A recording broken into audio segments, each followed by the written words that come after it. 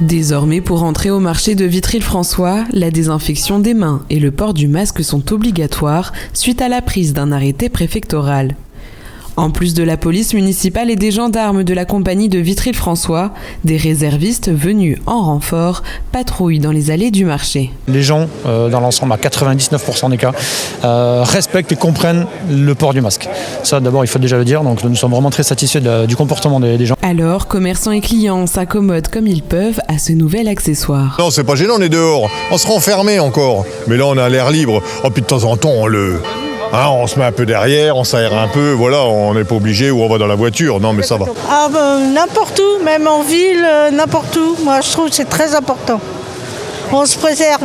Mais si les forces de l'ordre veillent, c'est bien pour éviter tout relâchement. Nous avons remarqué qu'il y avait quand même certains comportements parfois un petit peu déviants ou partie de la population qui n'était pas vraiment au fait des enjeux du port du masque. Alors, pendant toute la durée du marché, chaque jeudi et chaque samedi, les gendarmes rappellent à l'ordre ceux qui ne porteraient pas ou mal leur masque. Bonjour madame, est-ce que vous pouvez porter le masque s'il vous plaît? Merci. Et si ce rappel ne suffit pas, la sanction est salée avec une contravention de 4e classe s'élevant à 135 €. 135 €, c'est quand même un coût, hein. Donc non, moi je suis ok moi. C'est dissuasif, c'est clairement dissuasif. Je pense que ça quand même vaut le coup de mettre son masque 1 heure pour faire le marché et éviter une contravention de 135 €. En cas d'oubli, la mairie distribue gratuitement des masques à l'entrée, garantissant alors à chacun la possibilité de repartir avec son panier bien rempli.